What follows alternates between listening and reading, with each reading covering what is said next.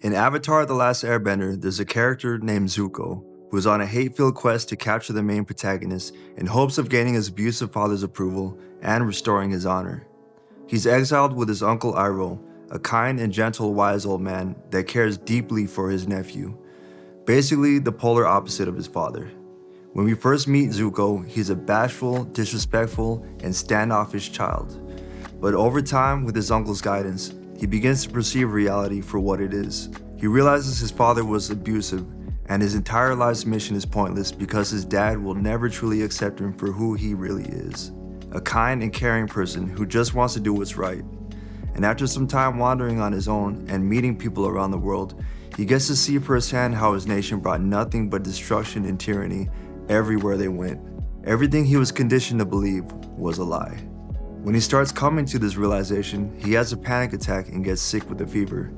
His entire identity and life goal was built around a false reality, a false perception.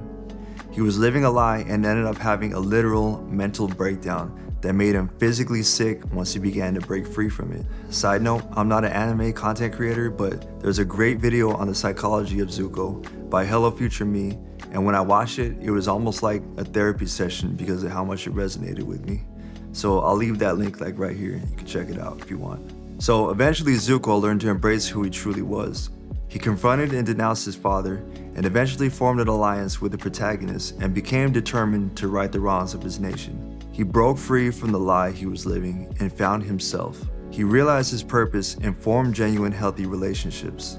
Like Zuko, if you were to become the person you truly want to be, you have to be grounded in reality, not just how you would like things to be. I can't tell you who you should be or what you should do with your life, but I can tell you there's a good chance that many of us are living a lie in our own convenient mirage that we call reality. It's either reinforced or broken down one thought, one action, and one moment at a time. I like to call this mirage the false perception. The truth seems almost non-existent these days. We hunger for it, and we're lost without it. What we're left with are ideological tribes and distorted perceptions. Data is constantly being collected from us by tech companies so they can curate feeds unique to our own interests. This gives them the power to shape reality, to control our perspective. If you've ever read the Twitter files, you'll know why this can be dangerous. If we are to resist control, we need to burst the bubble and align our perceptions with cold reality. This goes against our nature as comfort-seeking individuals. It's human nature to seek out the path of least resistance, but we must break free from the narratives we're given if we are to become who we're meant to be and not who we're told to be. Let's use money as an example. They say if you want to be a millionaire, you have to become a millionaire. You have to have a millionaire's attitude and work ethic, even when you have $0 to your name. You must resist this idea that everyone with money is evil and capitalism is the source of all the world's problems. We've been programmed since we were young to think that way. Our perspective of wealthy people is incredibly negative and simplistic. The rich are fat and wealthy bankers with suits, monocles. They're selfish people and exploit others for profit. All they care about is making more money. The timid and sickly poor folk are the virtuous ones, and we should feel sorry for them and relate to them. This is such a flawed mentality, and we should really take the time to wonder why exactly they want us to think this way. I used to believe all of it too, but after learning a bit how currency operates now and throughout history, and the work that it takes to become an entrepreneur, it became clear to me that most of us have only been taught one side of the story.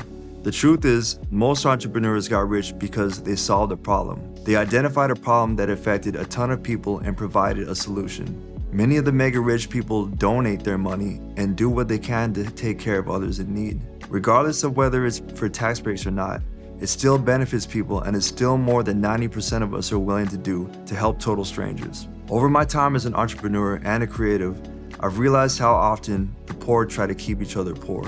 How often do our friends and relatives celebrate our accomplishments?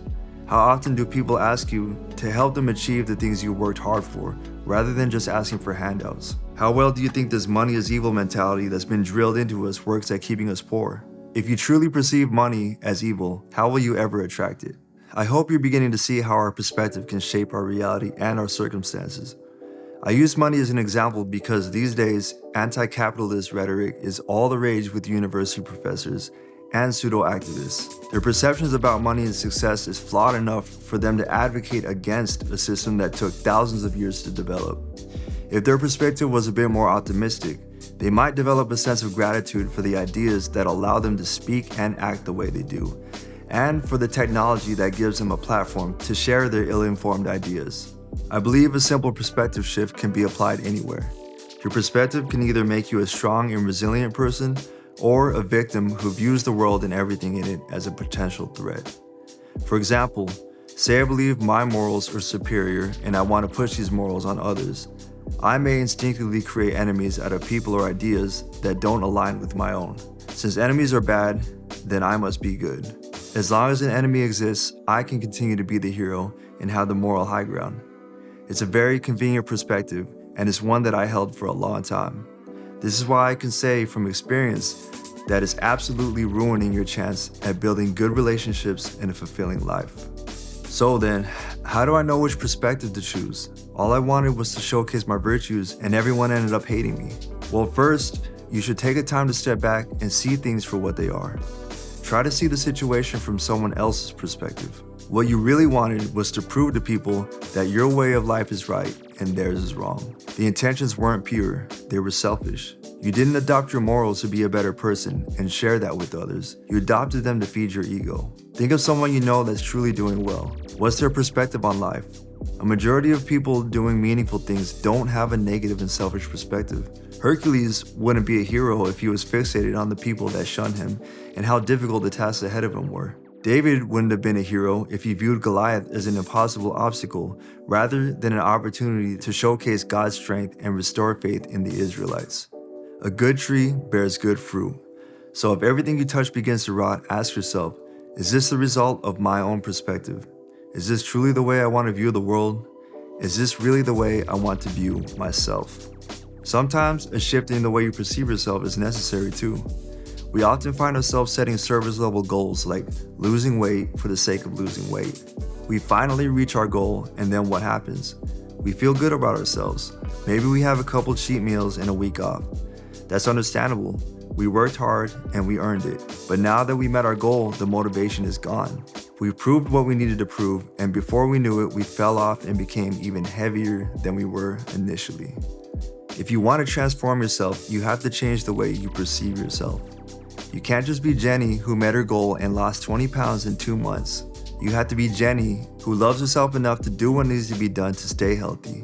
And that includes going to the gym and maintaining a healthy diet. You can't just be Jeff who wants to just get rich to buy nice things and impress other people. You're Jeff, a man that provides value to millions of people, and it just happens to leave you with enough money to buy nice things from time to time. Like I said earlier, in order to be a millionaire, you have to have a millionaire's mindset or perspective. Your intentions are important. Try to understand the reason why you want the things you want and why you are the way you are. You might find that your perspective has been distorted because of things that happen to you or what you've been told.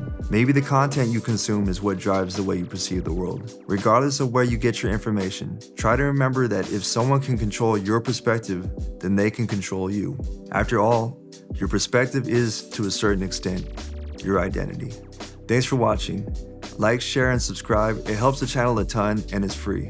Also, if you're a reader, you can find me on Medium and Substack, where I host my podcast, plus more in-depth writing and journaling on topics that might be too heavy to share on YouTube. I'll leave the links in the description. But I hope you guys have a blessed day, and I'll see you next time. Thank you.